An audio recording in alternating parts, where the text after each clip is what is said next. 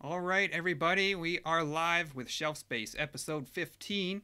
So we apologize for the delay, but we had a brief change in guest here.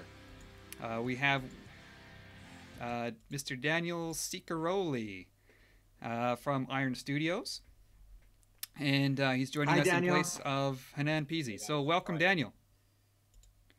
Thank you. Give me 1 second here. I have to just make sure that we're still streaming live here.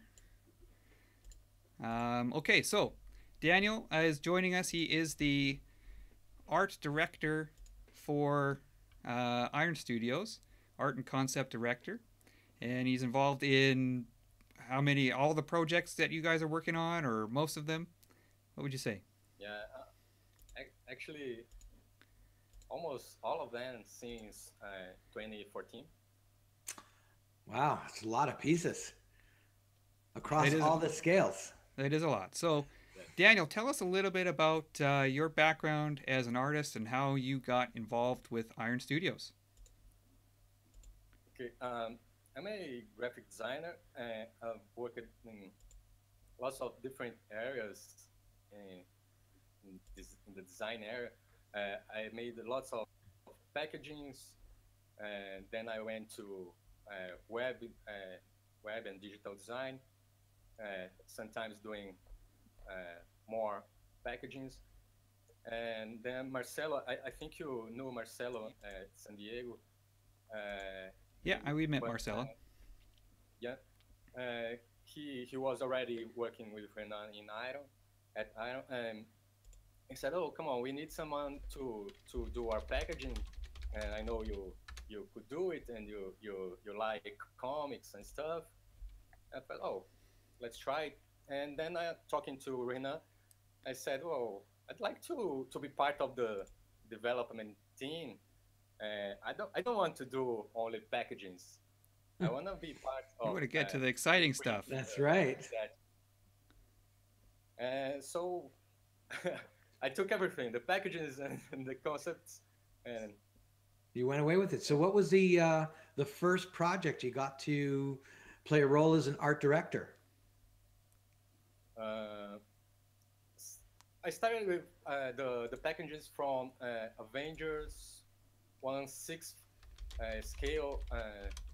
It was a diorama, a battle diorama with Thor, Hulk, I guess, and Captain America against the Chitauri. And I did the Okay. packages and the photos. But then with something new and cool, it was drawing. It was the statue from Spider-Man versus Venom 1/6 scale, and it was very funny. It was different at the time because the way they were attached to each other, it was, I believe, it was something very new in this statue world. Do you get involved in the engineering also as an art director?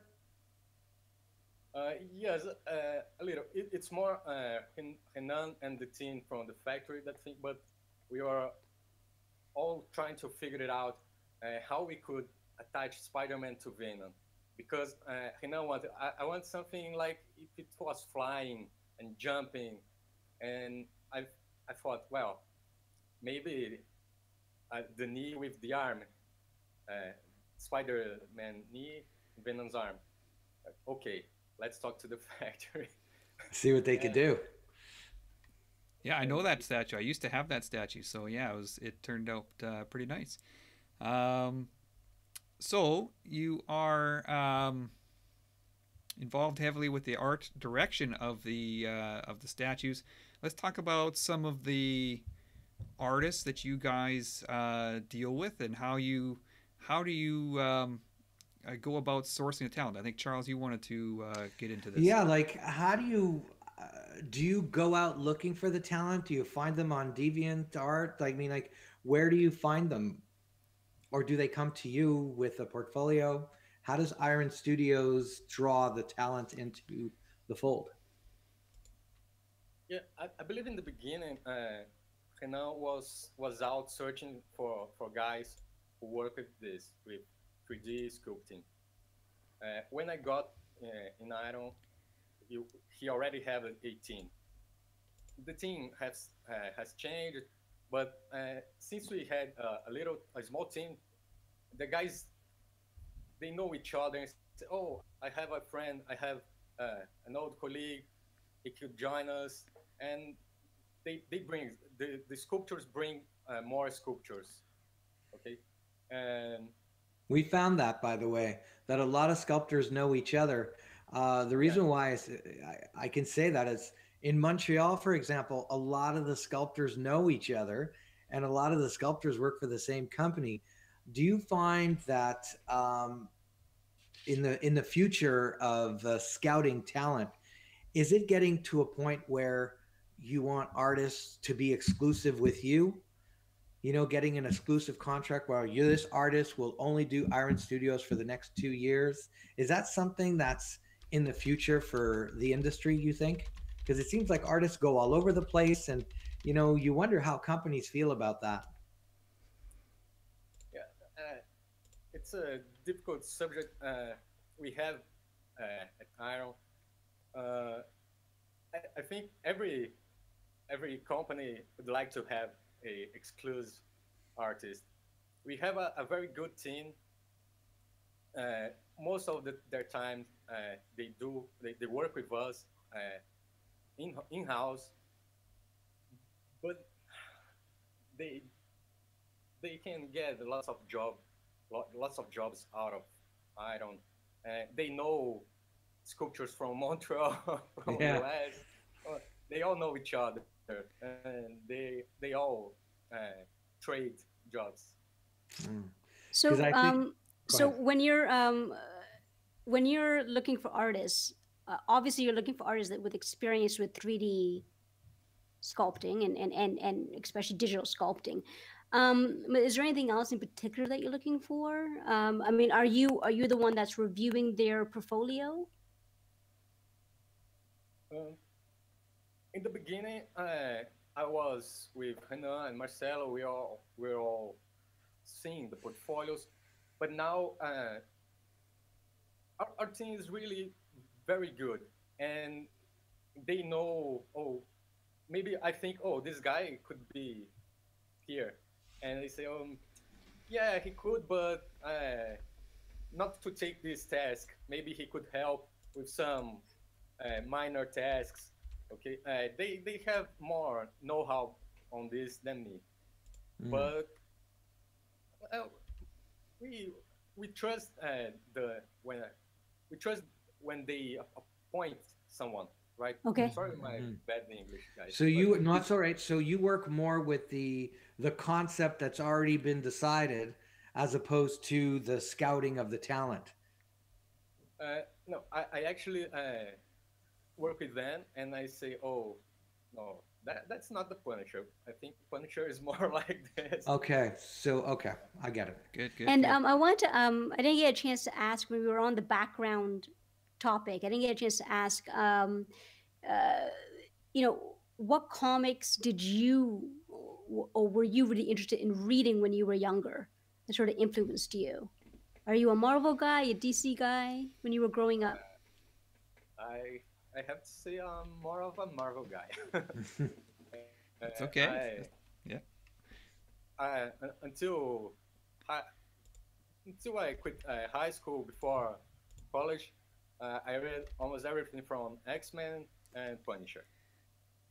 And and then I stopped X-Men. I stopped Punisher as well. Uh, but sometimes, once in a while, I buy some new Punisher stuff.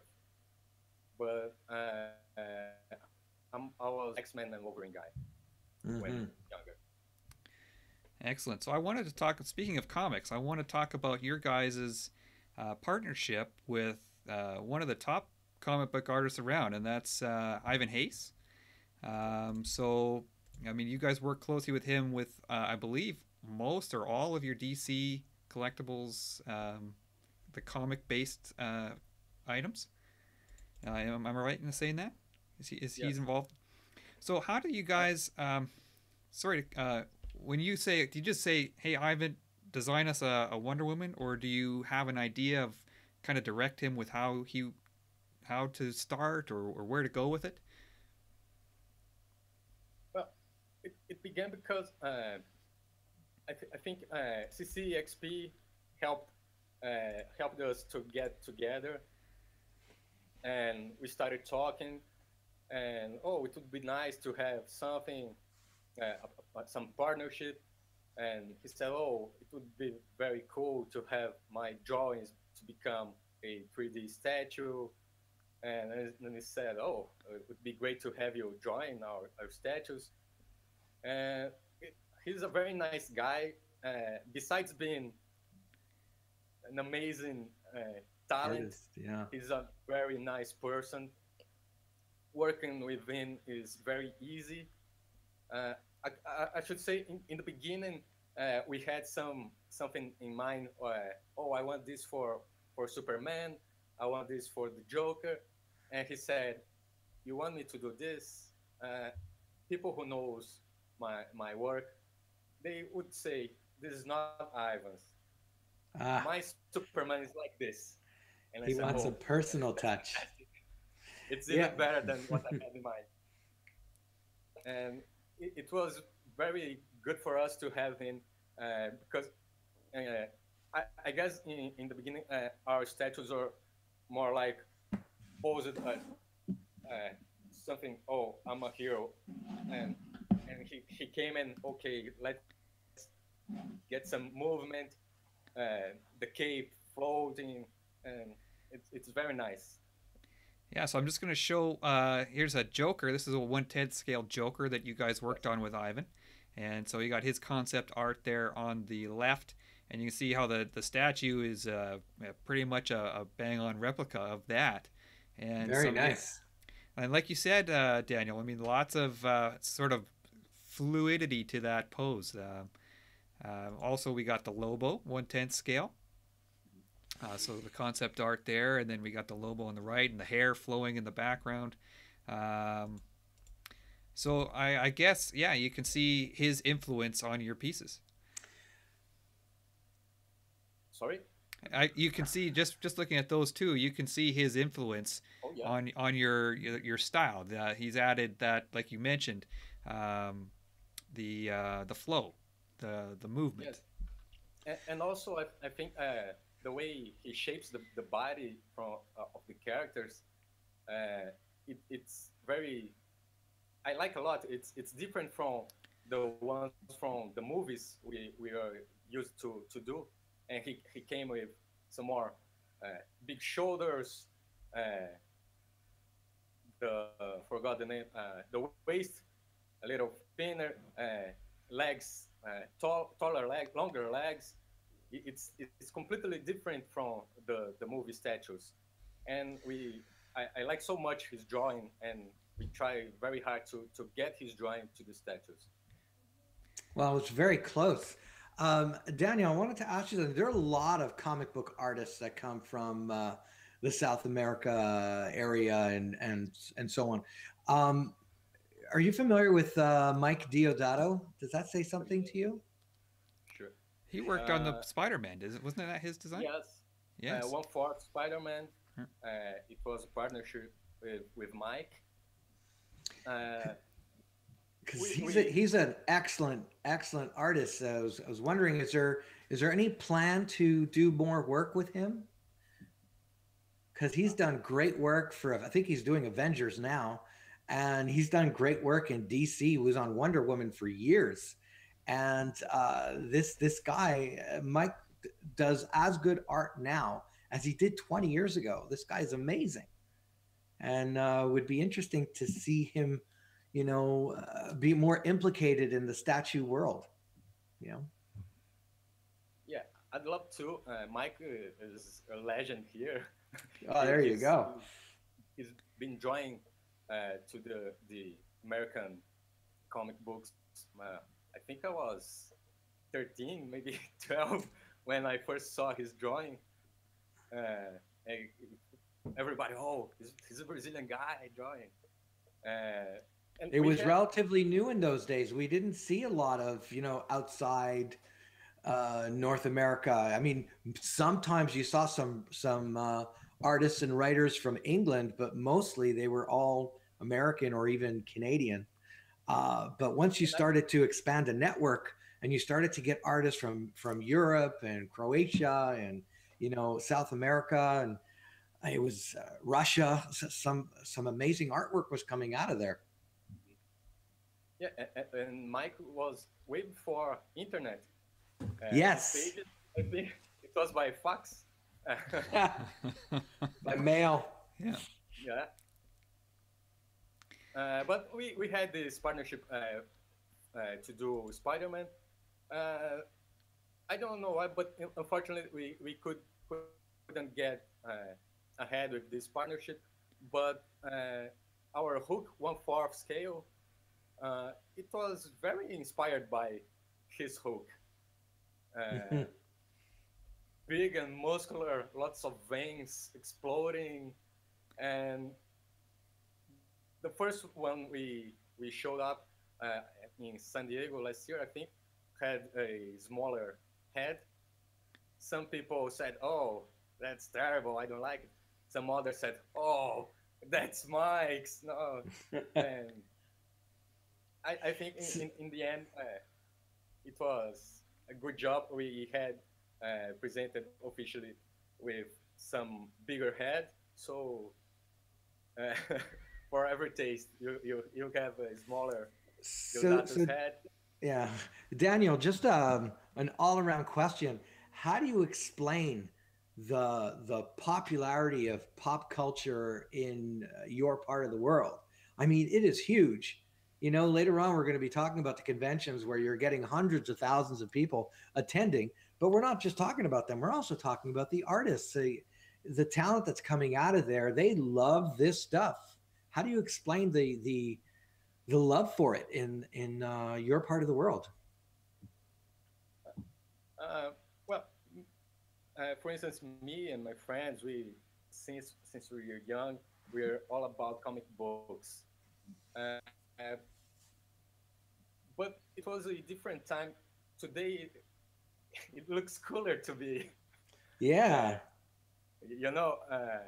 Back in my days, you were a nerd at the back of those days, right? Yeah. Guys who read comic books. And nowadays, everybody loves it. Everybody think it's cool to be geek and stuff. I appreciate a lot because when I was younger, I always wanted something, some statue or some nice figure from Wolverine or Punisher or Sabretooth. That you could display on your shelf really nicely, right? Yeah, I know that feeling. The first piece I had, it was a Wolverine booth. It was no branded. Okay, I don't know who made this. I have it until today. I was, oh, come on, I gotta have this Wolverine. But today everybody loves it, and I think the movies helped a lot to this market to get bigger.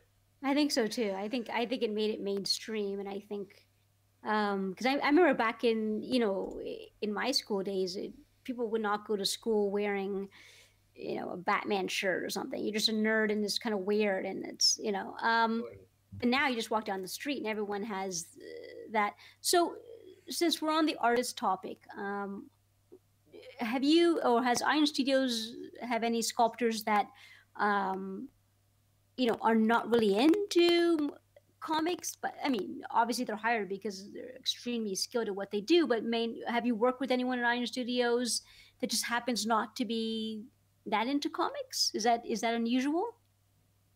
Yes, it happens. Okay. But the main thing, I think, they love. So this feel into comic books, they don't care if it is Wonder Woman or Rogue, but they say, oh, this is perfectly sculpted. Yeah, it looks I want great. this at home. Okay. We have found we have found, just very quickly, because just piggybacking on Gina's question, we have found a lot of sculptors that are working in comics come from the gaming community.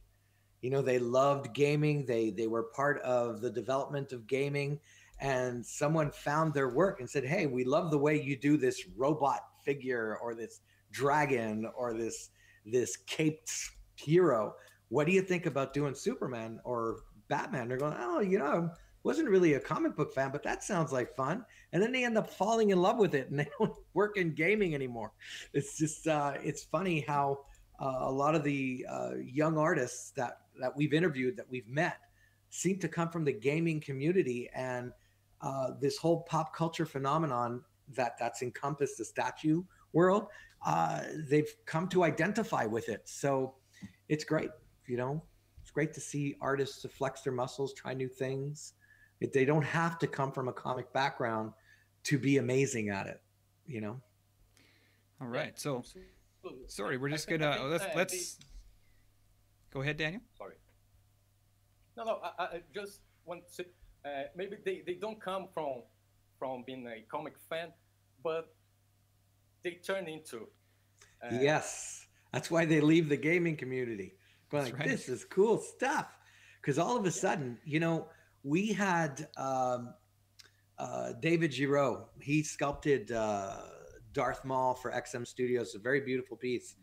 And he's coming over and he's going like, he's amazed to see his statue displayed in somebody's home. And he didn't really get to see that in the gaming community because people would be playing the game on their TV.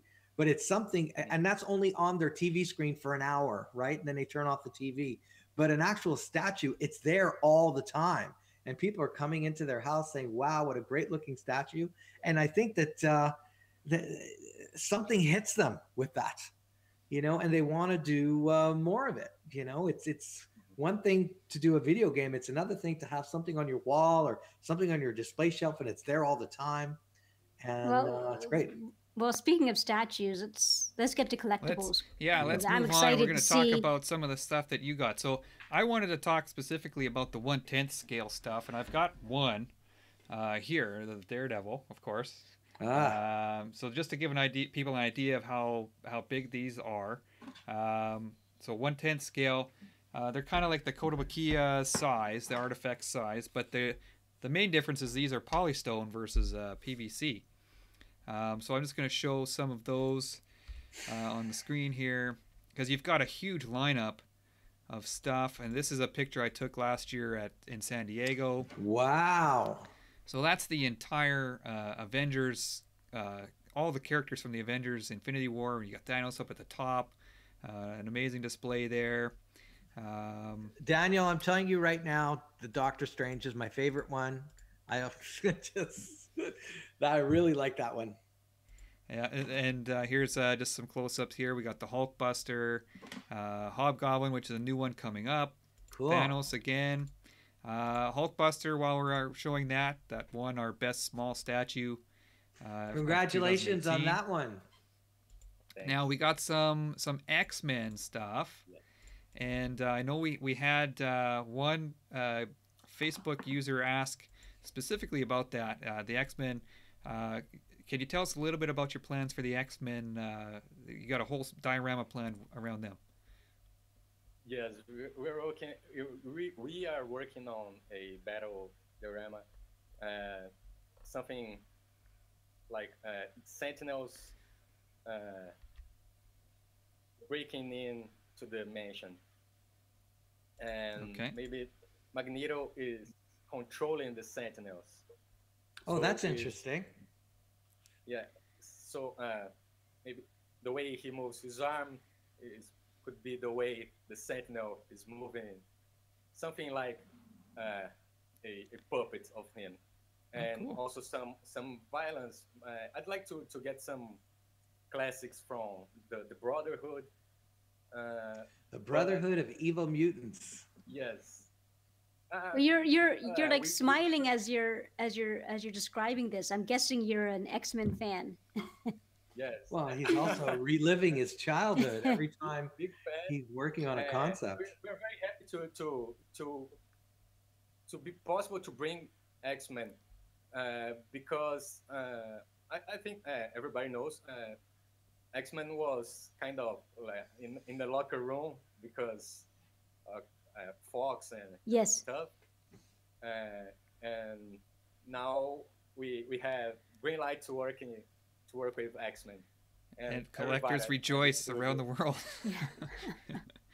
Yeah, I think like all statue companies were going, or all collectible companies were going through that. Like, X-Men was like, in limbo and the no-go zone, and now it's like, so yeah, that whole diorama setup is sounds really exciting, and we saw that Professor X, but you also do, obviously you guys also have movie and film licenses as well, right? Which I think Chris is going to show us here. Yeah, this so this got so much buzz. We got Jurassic Park's a big license for them. That's a great looking piece. And that's a great looking piece. What's the size of this? Like lengthwise? Yeah, about 1 meter and 20 or 30. Wow, that's a great looking piece. It's a massive one. Like, it's 1/10 scale, but that's a 1/10 T-Rex. Yeah. It's big, right? That's still a big statue. You got Ghostbusters in this 1/10 line. You've got some DC, and they're coming out with a new movie as well. So yeah, so that's great. So then we got some DC. Wow, that Frank Miller Batman is gorgeous. Gotta put my glasses on for that one. Very, very, very nice. Plastic Man. I mean, very cool Plastic Man. I think it would be released to sales on March, I think. Yeah, and one thing that's cool about this lineup of 1/10 is, you saw Plastic Man there. And you would never see a 1/4 scale Plastic Man, but I think because you're doing it in 1/10, just talk about how that gives you a little bit more freedom of choice for characters, maybe. To take risks too. Yeah, with Marvel, we had some limitations because of X-Men and Fantastic Four, so we had to work a lot with the Avengers line, other characters, but with DC, we are all free to do anyone character we wanted. Maybe some risks, maybe someone easy to to sell, but Plastic Man was some funny stuff we did, and it was success. Yeah, it's great to see some variety, is what I'm getting at, and we got some also, viewers. Ivan Race come with some ideas. Oh, I think we could do this one. Maybe I'm working on this comic book. We could use this. Yeah, so it's great to have ask that partnership. Ivan. You can ask Ivan to do Adam Strange. That would be a really fun piece. It's very 60s, it's very 60s sci-fi. With the jetpack and the helmet, and I could see him really liking to do Adam Strange or that universe. Still DC. And we don't really see much of that out there. We get to see a lot of the same old. And at one point, seeing something new is so refreshing. The Plastic Man's a perfect example of that. Yeah, and we got a couple of viewers on the chat here, in the live chat. Some people mentioning Thundercats. That's a new license you guys just announced in December, I believe. Sorry? Oh, Thundercats. Thundercats, yeah. Oh, yes. We are very in the beginning of the development. We have some concept arts approved already. Okay. How are you finding, just before you get into that, how are you finding that whole approval process experience? Be it with Disney or the owners of Thundercats, like, how are you finding that experience? The approval process.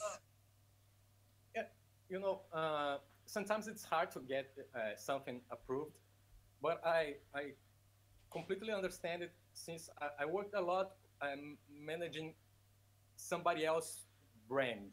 Okay, when I was on branding office and stuff, and so I can understand how people take care of their stuff, of their brand, and it, we also have to have this care and respect with the other person, other company, brand and product. I believe they all the difficulties they put is to have some guarantee that their work and their characters are going to be respected and put on sales uh, the way they want, the way they mean to not get some wrong messages and like this. For instance, on Dungeons and Dragons, uh, the one of the first things they told us was uh, careful. The girls are kids. They cannot be sensual on any way. And of course, we know that they were all 11 to 12-year-old kids. But I think it's how nice they thought about, oh, we cannot do anything that puts some sexual content, you know. That one is understandable. But sometimes in the approval process, uh, some of the companies have a problem with you, not you personally, but just in general, having the character point the gun at you while he's looking at you, which is something that you would see in the comics quite often. But for some reason in statue format, you can't see the Thing smoke a cigar. You can't have the Punisher point a gun right at you, or a Wolverine statue with his claws going through somebody. But you see that in the comics all the time. So it seems like sometimes, yeah, it seems like sometimes the rules for what's allowed in statue format are not the same of what's allowed in movies and what's allowed in comics. And I fail to understand why there's this. There seems to be greater rigidity for what is approved art concept wise with statues than in comics and movies. Just to throw that out there. Do you find that? I understand. I agree with you, but I can understand the licensors. Yeah. For instance, if some hero points a gun, shoot and kill somebody or get killed, I don't know. It's a moment. It's past. In a statue, it gets forever. It's immortalized as a scene in Polystone in your shelf. And I don't want my hero to be dead in your shelf. The Punisher? I think it's something like Yeah. But it's the Punisher. It's not Robin, All right. But I get what you're saying. Yeah. So we'll That's move on. why We'll I just said I agree with you. yeah. So we're just gonna show some more this 1/10 line. I mean, you guys are getting into the horror scene now. You got Very nice. Pennywise. You got The Nun. Jason, the Nun, and you've got another new license that you guys announced at CCXP. You got Lord of the Rings. I mean, that has tons of potential there to be a huge display, just like the Avengers. And that's something that I like about this size is that you can show all of the Avengers on a display and not take up your entire house with the statues. So I guess my question for you is, when you guys sort of started Iron Studios, I think the trend at that time was to go bigger, bigger, bigger for the other companies. You guys decided, no, we want to go 1/10, smaller scale. Can you explain some of your thought, why you guys went that route? Or also went that route. Yeah, because you do the bigger stuff too, but Yeah, I don't think it sounds nice, but I guess we started making this stuff in Brazil for Brazilian people. Okay, the costs here are very high. Taxes are very high. I think everything counts on the product like this. So I was not able to get at the time a sideshow Punisher 1/4. Okay, but I want some Punisher. Mhm. Okay, I'm happy with my 1/10 Punisher. That's it fits my pocket and my shelf. Okay, and doing these smaller characters, small statues, uh, gives us possibility to work on bigger statues. I think we have reached places and countries with our one-time statues. Now they know our name, and now we can do some bigger statues. And also the Brazilian collectors who like exam and sideshow and 1/4 scales, they if they want, they have Iron Studios 1/4 as well. Great. Yeah, and you know what? The cost thing is not exclusive to Brazil. I mean that's Yes. collectors around the world. We're all, yeah, I think we're all feeling that. Yeah.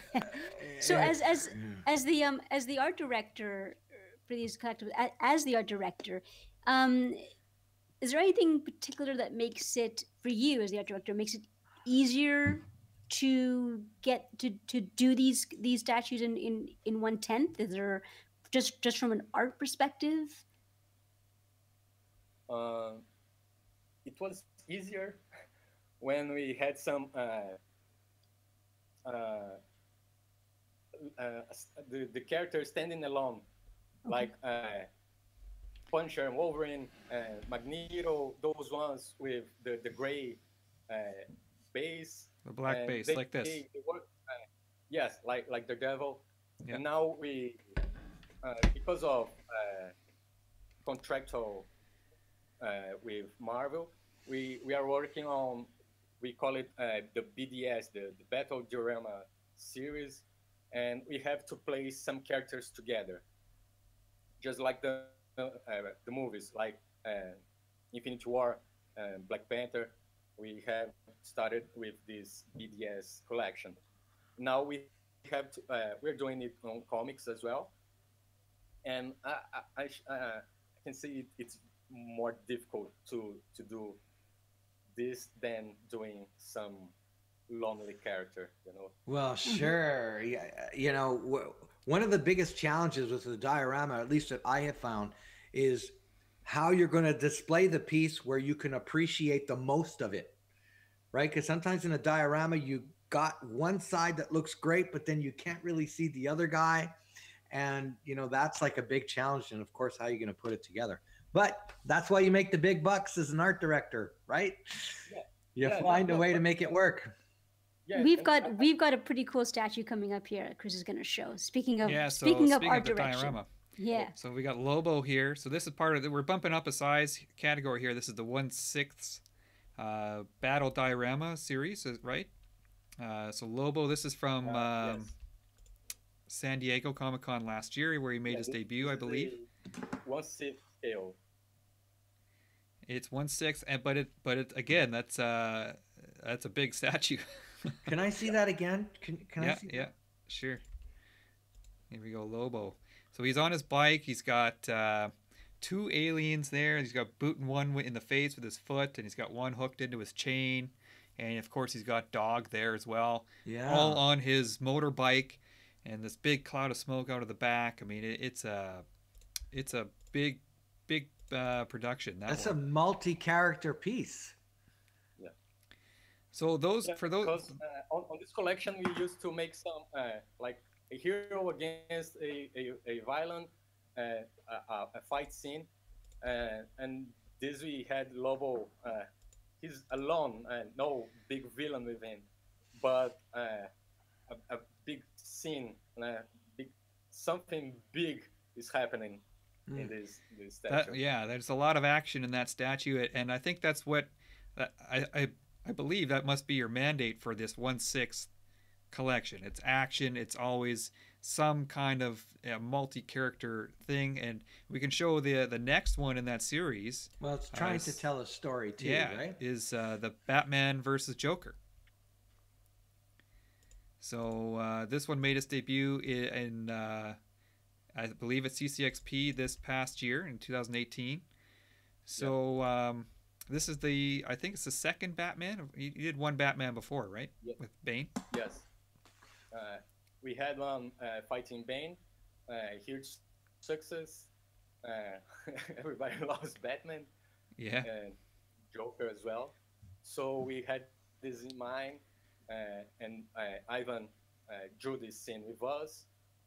We thought about the Joker's funhouse behind them, and there are some cool stuff happening in this scene. We have Robin's yellow cape on the garbage can. Oh, I see it. Yeah. Yeah, And Harley Quinn's Jester. Yeah, Jack in the Box, I think it's called.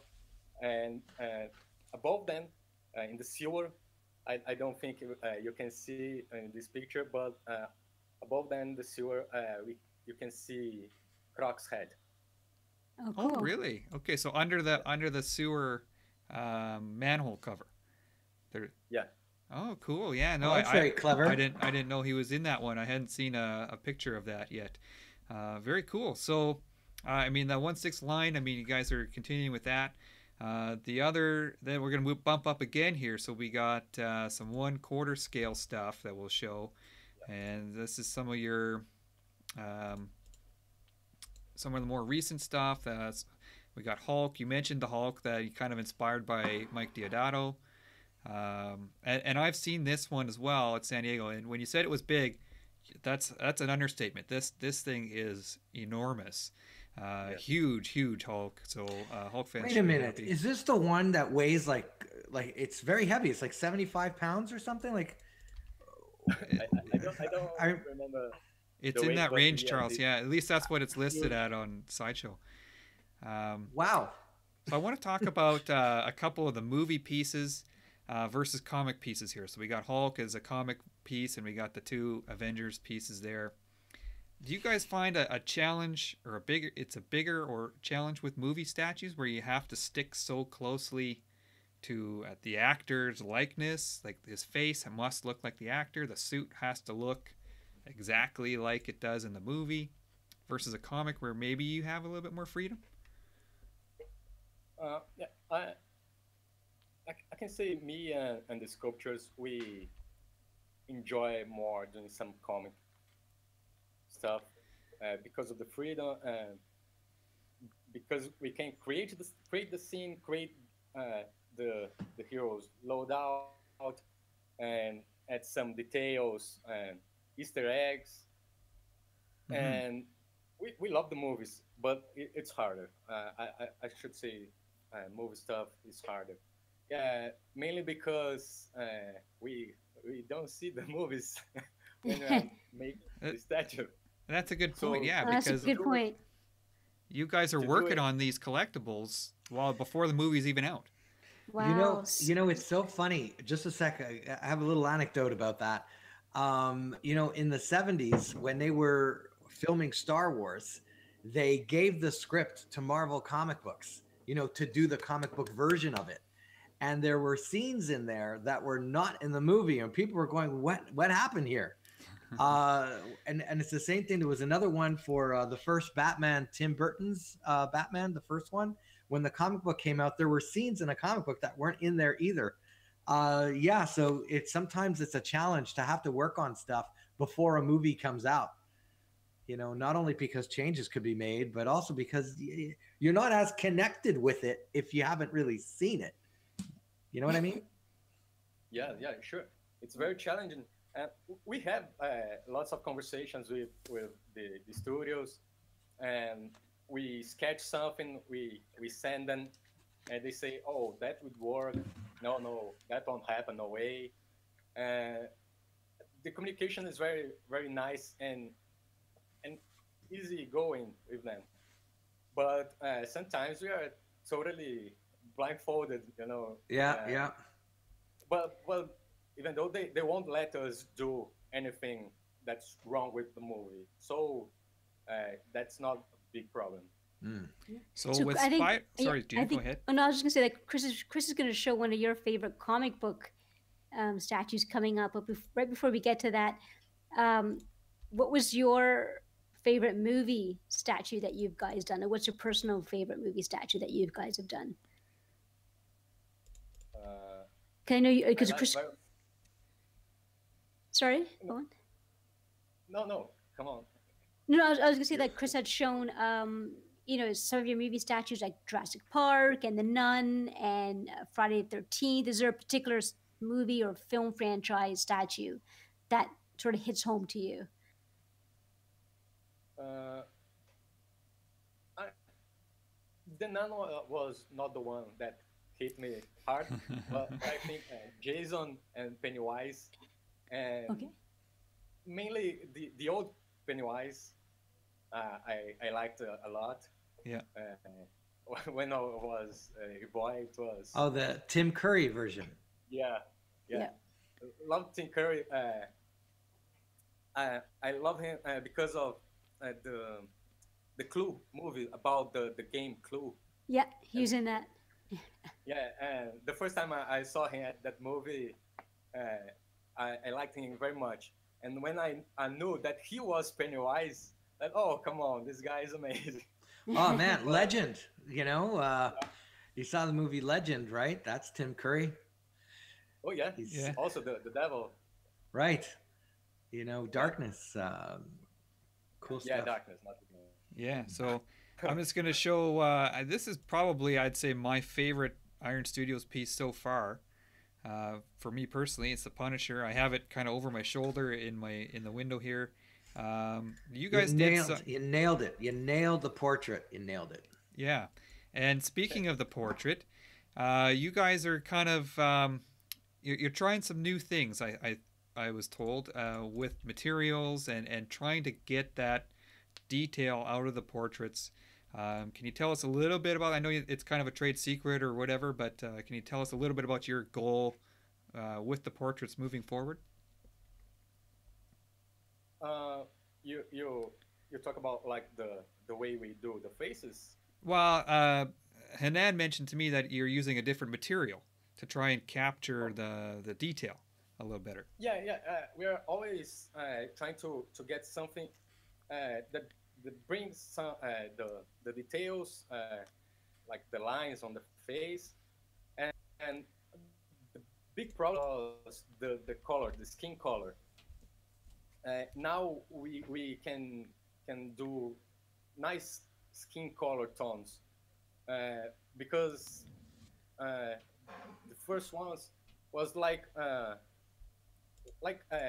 wall color, you know. It didn't have that skin. It didn't have the life to it, right? Yeah, That's the way I and call it. also if you get light behind him, you can see some transparency in the Sure. ears. The shadows. It allows for shadow too. Yeah, Yeah. and this Punisher portrait, I mean, it's showing up a little bit orangey in this photo, but that's the one thing I noticed was the skin tones looked very much more lifelike than some other statues out there, and just the wrinkles in his forehead and around his cheeks and things, it just really stood out. So whatever you guys are doing, Keep doing keep it up, because that's a real. It turned out really really good. So I see a nice tribute for the Punisher. It's Jim Lee's Punisher War Journal. Yeah, That was an excellent run. That's where I got to really enjoy the Punisher. He was less cartoony at this point, but in War Journal, he was finally written with a little bit more of an adult audience's flair. Right, so that's the one on the left here with the Yeah. bandana, the Jim Lee look. Yeah. So you also besides that, it's very different from the nowadays Punisher. Was like an older guy with some French coat, and yeah. I think Jin Lee Punisher. Oh, Jin Lee is fantastic. I think everybody gets gorgeous and handsome when he draws it. And with Punisher was no different. But I think in that time Punisher was more like with a superhero costume, with skinny clothes and boots. And Just like your 1/10 Punisher that you guys did, yes, right? yes, Yeah. that's right. So you guys also do not just comic book stuff, but you do Star Wars. That's kind of the third of the trifecta of, the big time. I think north, at least Western licenses in Marvel, DC, Star Wars. You guys did Darth Vader. It was 2017 Statue of the Year winner, so big success there. Following up with Yoda, 1/4 scale Yoda, and this is a cool concept with the. Is it Dagobah with the X-wing in the water? So one question we had leading into the show was, do you guys have plans to move ahead further with the Star Wars license? Oh, I think so. You don't have to tell us what it is, but no, you can. You can if you want, but we just want to keep the Star Wars fans excited to looking forward to something else if you have something planned. Well, I think we should announce some new statue soon. I can tell you what it's about, but the okay from Lucasfilm to move on. They like our concept art. So soon we'll have something to show you guys. Excellent. So Star Wars fans, keep an eye out for the next in the line. So following Yoda. And Close Combat 27 is on our chat here and says he loves Yoda, so good job with that one. Gina, you're a big Star Wars fan. Any character suggestions that you want to see coming up? As long as there's no Jar Jar Binks, I think most collectors would be happy with. But that Yoda looks amazing. And it sticks with what I think you guys are doing so well is sort of giving a scene, right? And it's more than just the statue; it's the scene and setting a scene up. But I think even like Stormtroopers would be pretty cool as well. I would be excited for Stormtroopers. Yeah. Let's try to read his facial expression here. So is Stormtroopers? Well, I don't know. We'll see. Maybe that is the next one or not. Trouble, yeah. So So we're gonna jump another size category here because you guys do big, small. This is your 1/3 scale DC lineup so far. Yep. So you got Batman. That's the second variant of Batman. There was a gray one, I think, gray and blue before. Yeah, the first Wonder one was Woman. gray and blue. Yeah, and there's a bronze version now.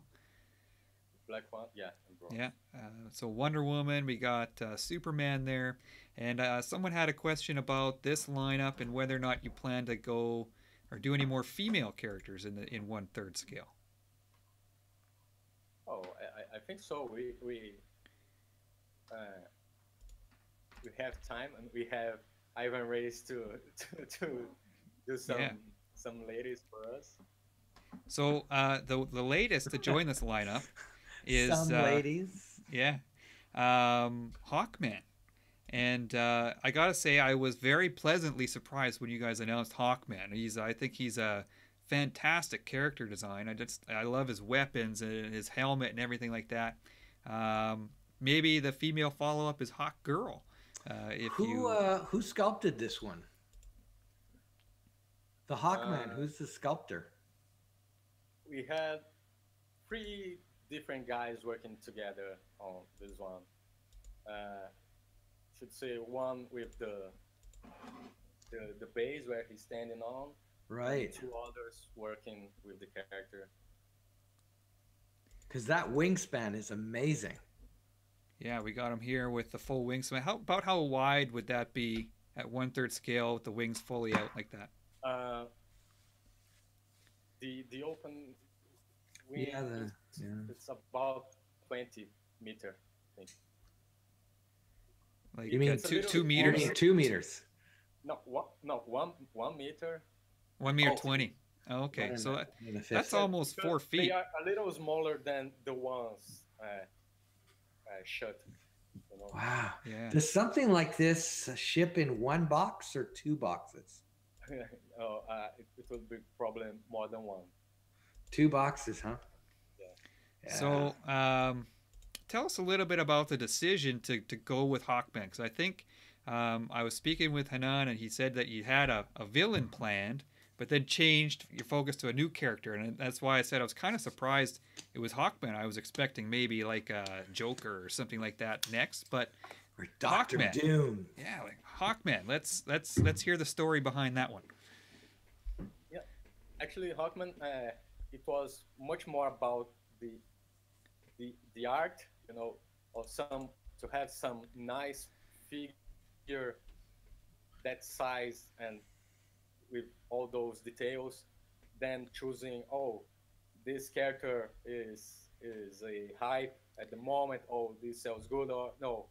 We were talking about Hawkman and we said, dude, this could be a huge statue, gorgeous. The one, even if you are not into Justice League or Hawkman, you'd stay and say, well, that's awesome. You got it. This has all the wow factor you want to see.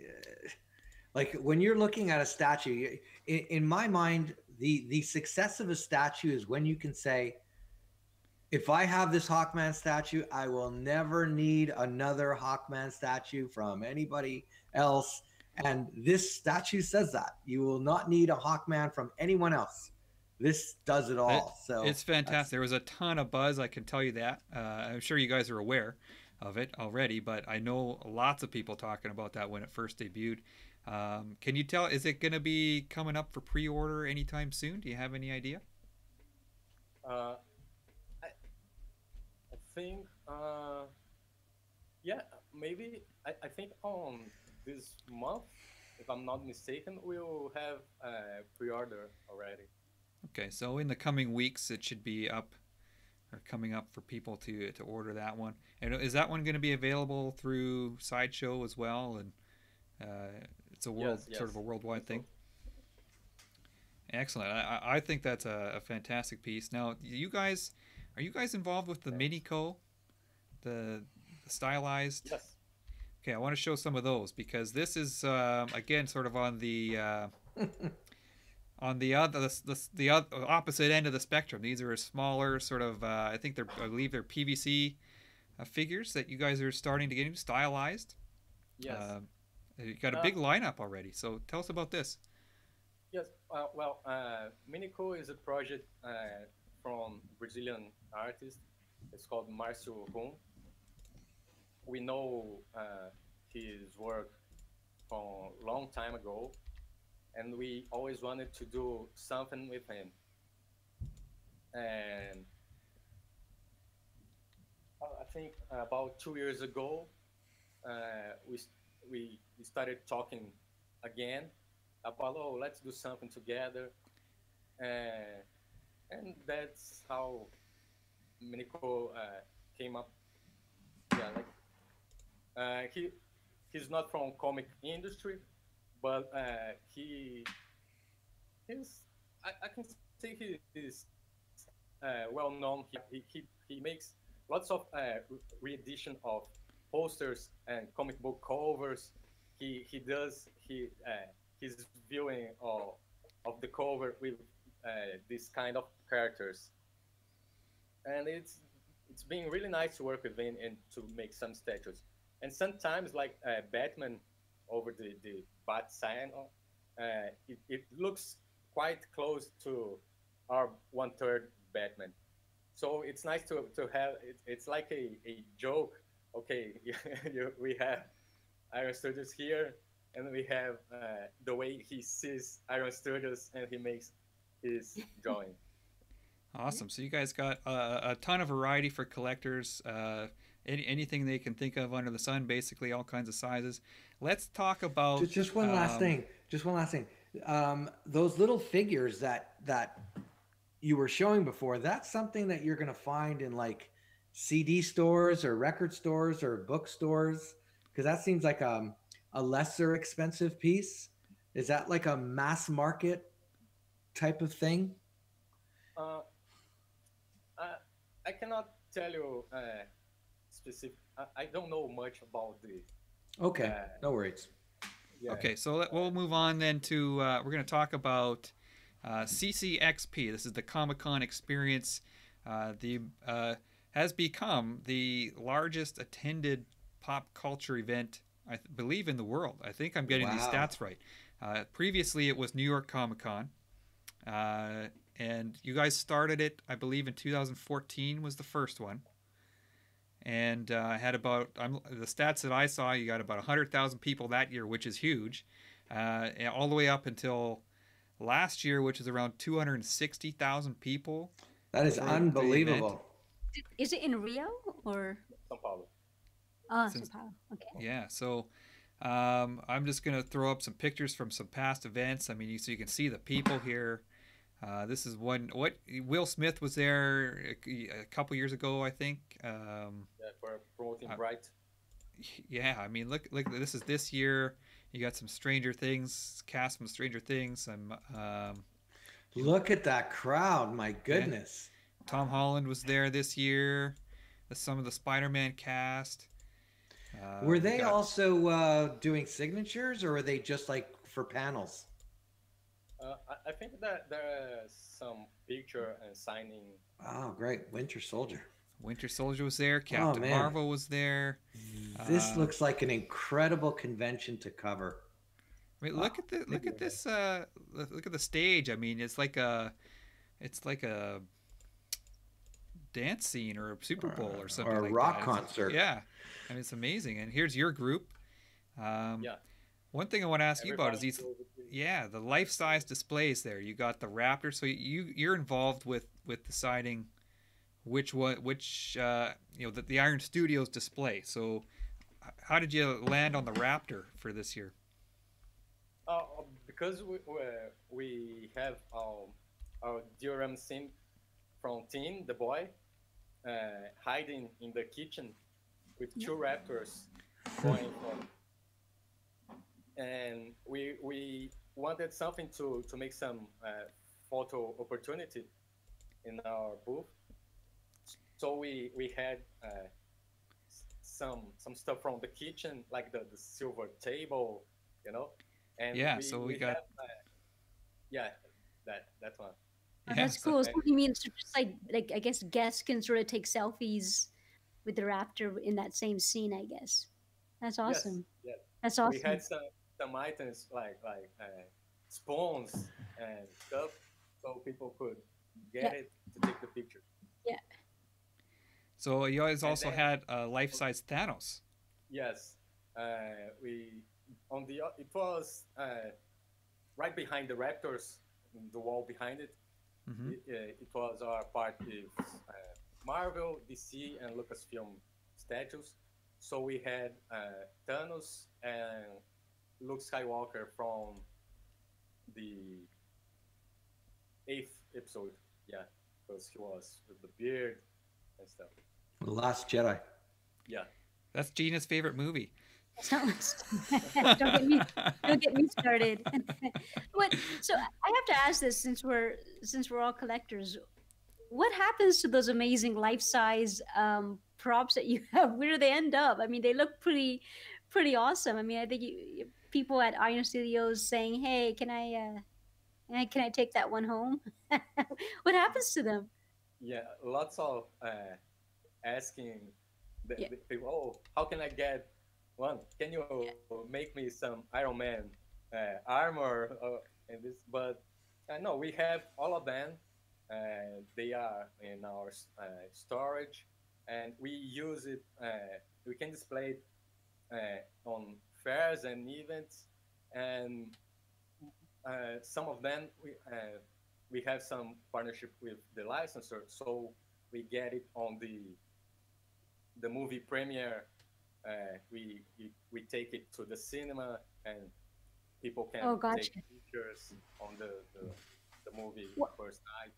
Yeah. Well, I mean, with that convention, as Chris was mentioning, how large it is, with that convention being so large and so many visitors and attendees, I can understand that's such a smart move to sort of have those large props, and then it just sort of drives people in your direction. I mean, if I was wandering around there, and I saw that life-size Thanos, I'd be like, okay, I'm going in that direction. So it's such a smart move. Yeah. Yes, So and, last year we had the T-Rex and the Ford Explorer. oh Ah. man, It was Nice. even bigger than the rafters on the kitchen. So the event obviously has exploded in popularity over 5 pretty short years. Um, Talk about like how soon do you guys start planning? So it the last one ended mid-December. Do you guys start planning for this year immediately after, or is it a year-round thing, or do you take a couple months off? Yeah, I think I, I, I, me personally, I started thinking about this on I think January the second. So right But away, some of basically. yeah, my colleagues right after the end of the event, they were thinking about this 2019 event. Uh, it, it's lots of work to do uh, with the statues and the life size statues and the way we want the booth. So we we started thinking of it very early. Have So you and thought now, about, so go ahead. just one thing? Oh, sorry, you wanted to follow up on that before I. No, no, go ahead. One of the things that might be nice, because we have a lot of artists that attend these conventions and they sign the comic book. But every so often, it might be cool to have the sculptors there and people come in with their bases to have the bases signed, especially if they're small. We used to see that not often, but we used to see that occasionally when Bowen used to attend these conventions, and people would come in with like bags of their small bases to have signed. It's kind of cool. I have a few statues that are signed by some of the artists that are local, and it's a cool addition to have. Sometimes these sculptors they don't have enough contact with the fans. It seems to be one part of the art world where they don't have contact. The writers, the company owners, the artists, all these people seem to have contact with the fans, but not so much the sculptors. And be nice to have them come on a little bit more. Yeah, I agree with you. We're thinking something closer to that. I think Cool. it would be nice. Yeah, and whenever you have a contest, oh, you could win this statue, but if you have win this statue signed by the artist, it's kind of Hmm. cool. It makes it very special. It's not just a statue anymore. It's Yes, signed by the artist. Very cool. I've always liked that personally. sure. We So had some from the sculpture. It's more. It doesn't happen a lot, but what happens a lot is people coming for Ivan Hayes signing. Sure. Yeah, Why and not? me Yeah, myself, exactly. lots of And people. I introduced Ivan to lots of guys on the CCXP. Oh, this is some people didn't even know him, like the face, his face. That's Ivan. Oh, go and it's cool. I agree. It's yeah. very cool to have something like So this. yeah, so I'm just gonna jump back to planning. So you guys now have kind of doubled your load this year because you're expanding to Cologne. This is going to be your first international version of CCXP. So Cologne, if people don't know, is in Germany. Hmm. So European event. So what can you tell us about your plans so far for this event happening in end of June? Uh, well, I think because of CCXP success and all the things we showed up on the event, now we have it happening in Cologne, and I can assure you guys, Iron Studios will be there with a very nice booth with lots of new things, and well, I can tell you what we are going to show on Cologne, but we certainly lots of prototypes of new stuff. Teasers. That's what gets people excited. So if you're in Europe, definitely check that one out. So I'm just going to show here. This is the Köln Messe. This is where the event I believe will be held. Wow. So just across the river, up on the upper right, you can see the Kölner Dome. That's this giant cathedral. I think it's the biggest cathedral in Europe, if I have my statistics right. So anybody, go check out the convention, but also lots of sights to see in Cologne. So it might make a vacation out of it for some people. I've actually been to Cologne when I was 13 or so, so pretty cool city. So I think we'll move on. CCXP, huge success. You guys are gonna get bigger and better, I'm sure. But we're gonna move on. We're gonna talk about my personal most anticipated statue from you, Daredevil. You guys announced you're gonna be doing a 1/4 scale Daredevil. So I'll just show. We have a little quick teaser video of the concept sketch. This is the original concept sketch of Daredevil, so I'm going to show that right now.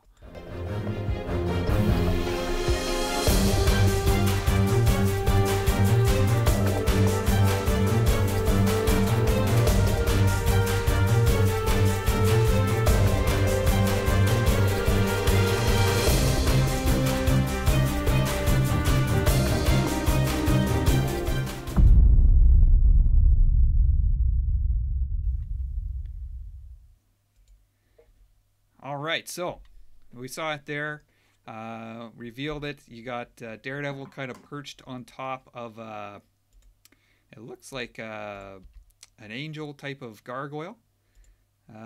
So tell us a little bit about the Daredevil, your concept, where you guys are going with this, and inspiration. Yeah. Where'd it come from? Yeah, we wanted something to match up with our Punisher. Like in a higher ground, looking down the city. So the first thing we thought about was the top of a church.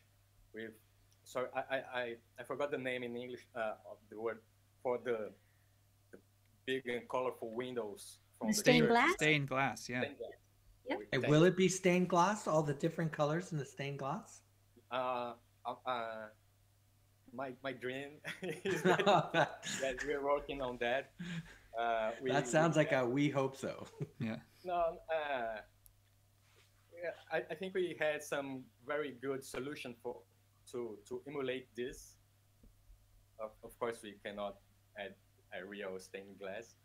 But for sure not. I don't think fans are expecting real stained glass. Some kind of clear material to simulate it. I think you will like very much the final result. It's gonna be colorful, I think that character will, where Daredevil is jumping with Alan, with that very colorful background of the church behind them. I think that this is a remarkable cover, and we wanted to add something like that resembles that cover. Excellent. So, who sculpted this one? Yeah, how far along are you guys? Are you done with the 3D portion of it, or? Yes, we already finished the 3D sculpture. It's in process of printing for the first prototype. Okay. Charles had asked, can you tell us who worked on this statue? Let me see. It was. I could say it was a teamwork. Okay. Teamwork. Was now the Punisher here over my shoulder? I think Tiago Rios was involved with that one. Was he involved with the Daredevil at all? Tiago Rios. Yeah, he made Daredevil as well. Oh, okay, good. Because I really like what he did here with the Punisher, and I'm excited to hear that his name attached to the Daredevil. So they're kind of companion pieces in a way, like they could be displayed separately, but together it will be kind of a bit of a scene. Yeah, they can face each other in the room. So are you, just to jump on this, is the plan here to have nighttime superheroes looking over the city? Is it safe to assume or to ask that maybe characters like Moon Knight are in the works, or maybe an Elektra? Something that other characters that work at night, maybe even Ghost Rider? Yeah, Ghost Rider. I think we are now we have X-Men. Right. Okay, yeah. You're busy for now. Iron Studios and the other companies, I think most of us going to take the time and the chance to do some X-Men, because nobody knows what's going to happen. Maybe tomorrow, next week, they say, "Oh, you can't do it anymore." When you have the So window, take it. Get That's get right. them in while you can. Yeah, absolutely. yeah, So yeah. That must So be a tough part of the biz to have to deal with those question marks that don't seem to make sense at the time. But I get and what you're saying. you know, and we are. It was like I'm in Iron Studios for 5 years. Now we have X-Men, and I said, "Oh, come on, I want to do X-Men." That's right. Everybody was asking for this.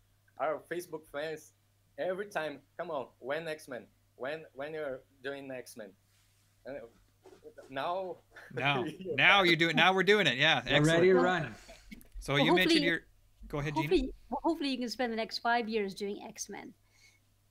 I would love to do that. So what about you? Mentioned you're a fan of the Brotherhood. Any Yeah, I'm maybe 1/4 scale I'm a big fan blob? of classic look of the characters. Yeah, So that's why in one time scale I try to keep the classic looking like we did on Punisher, on Daredevil, just like Ivan Reis makes it on our DC one time scale.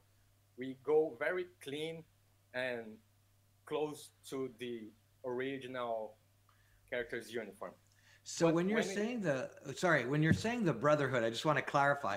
When you're saying the Brotherhood, is it like the first Brotherhood that had like the Vanisher and like the Jack, no, or no, is it the no. newer one that had Mystique and the Blob? Yes, yes, we're going to Mystique, Pyro, Sabretooth. So it's John Byrne's era Yeah, of the Brotherhood. so you yeah. Yeah, mentioned that's great. so you mentioned classic suits for the X-Men. Can I ask Daredevil? You're going more of a classic route with him as well. Well, on in the 1/4 statue, just like the other, like the Punisher and the 1/3 from Ivan Hayes, we have to add some more details. Yeah, I love the classic look, but I can't make a big, huge statue with that plain uniform, very clean. We have to add some details and some yeah. textures. So That's what like keeps people interested in the statue. the Oh, Punisher but is kind of a nice blend. Like he's got kind of the classic shirt, and then you got sort of more modern pants. You got lots of textures and things in there. So is that's sort of the yeah, same sort of style you're going with? I think Punisher is the easiest one in that way, because since he's a very urban character, it's easier to do some different approach with him. And also, I went with uh, the looks that John Romita Jr. and Buscema did when they started adding some leather boots and pants away from the white boots, Hmm. you know. So I think it was easier with the Punisher. But I want to keep like Daredevil or like Superman. I want to keep the original colors. I want to, when you see the statue from a distance, you see a classic uniform. When you get closer, you see, oh, there's some new Daniel, lines here. you're bringing up a great point, and there's somebody on the live chat who's asking if you're doing classic costumes. Is there a plan to do a classic Iron Man, like the Iron Man that was Bob Layton's Iron Man?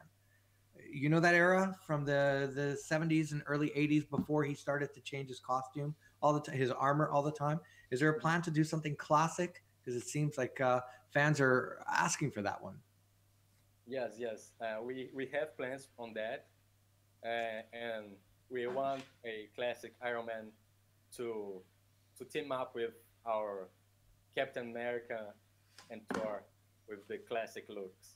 Yeah, I wanted to add one thing. You had noted earlier that you know it would be almost boring to just do Daredevil the way he looks like in the comics. that you felt you had Never, to add never. something to keep people interested? There's probably two ways to look at that. Yes, it's true that from an artist's perspective, it's boring. It's like a guitarist playing a song with only 3 chords. He wants to add more to it. But you know what? Jailhouse Rock sounds great with just 3 chords. Actually, it's 2, but so I, I think some fans might not mind, just the simpler look, because it looks exactly like the comics. Some people might want that. It doesn't always have to have a creative license. I'm only speaking that, as an opinion. It's not a rule, because we see a lot of companies. Just to give you an example, when XM got Daredevil and Sideshow got Daredevil, they went away from the comic book look, probably for the same reason you're saying. Oh man, it's just one red paint over his body. There are two ways to look at that. When you add something, you take away something. Yeah. Does that make sense?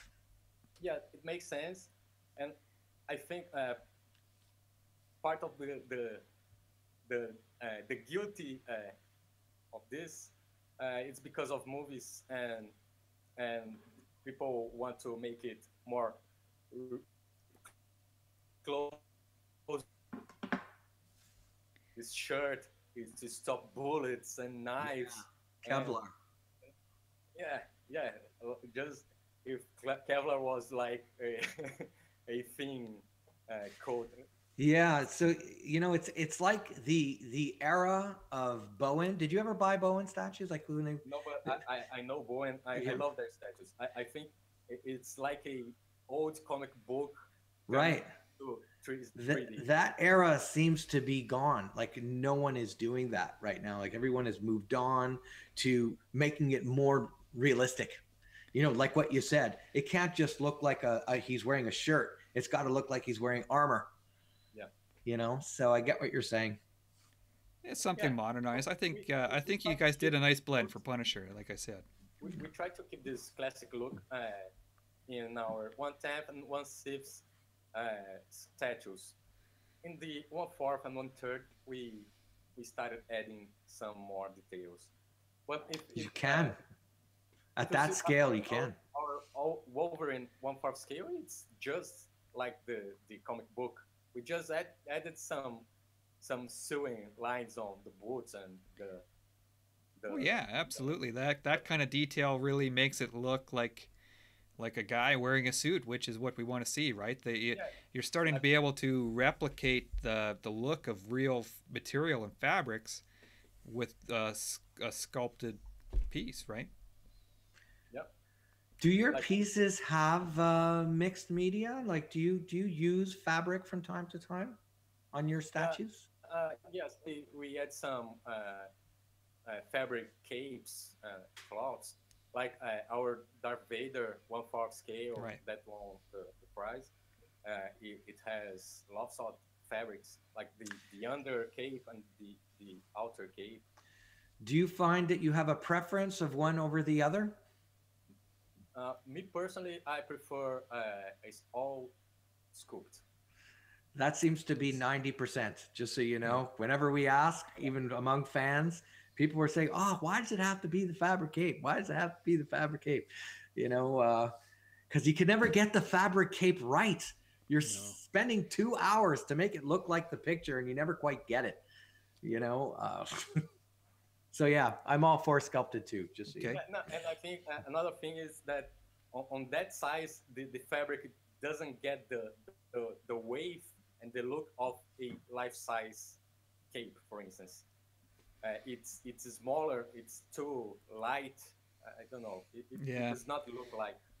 Gina, what do you think? Do you prefer fabric capes or sculpted capes? If I had a choice, I prefer sculpted. Yeah.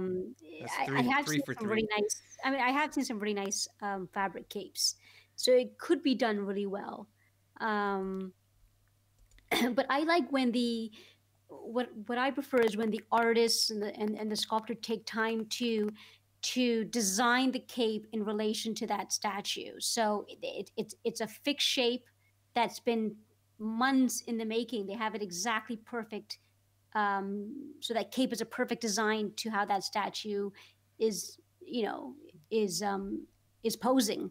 So the fact that the sculpted cape is well thought out of, is well thought out over months and months and months, and it, that's what I prefer. And of course, it has like a uniform look with the statue as well.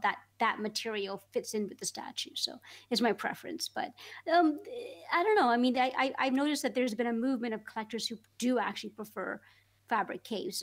They're worried about the leaning factor of the sculpted cape, so they, and the weight of a sculpted cape, so they kind of prefer the fabric cape. They're working on that. They're making those capes, instead of it Some, being I mean, all porcelain, they'll make some, them yeah, I mean, fiberglass. some companies are doing a really good job at making those capes, pretty well lightweight material. So, but Well, anyways, I think if anyone has any last minute questions for Daniel, we'll let him get on his way here. I know it's getting a little bit late for you over there in Brazil. You got to get ready for your work week. So I just want to say, Gene or Charles, do you have anything left for? Well, I want to thank you for coming on the show, and I hope you come and see us again sometime and talk about some upcoming pieces. Maybe do a nice little roundup for your upcoming show in Cologne or the next one in Brazil. It'd be great to cover it too. Just let us know. Thank you. Yeah, thank you so much, Daniel, for coming on.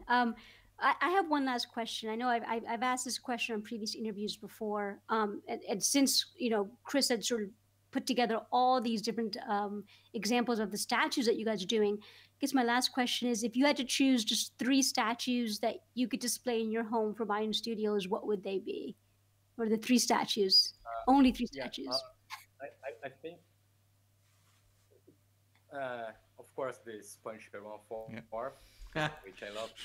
But I think the Superman fighting Doomsday, 1/6 scale, designed by Ivan Reis. I think this statue is just perfect. Every angle you take a look at that, it's perfect. And maybe Darth Vader 1/4. Yeah, but Superman, Doomsday, and the Punisher are my favorite ones. Awesome. Excellent. So hopefully maybe you'll add Daredevil to that top 3 soon. Yeah.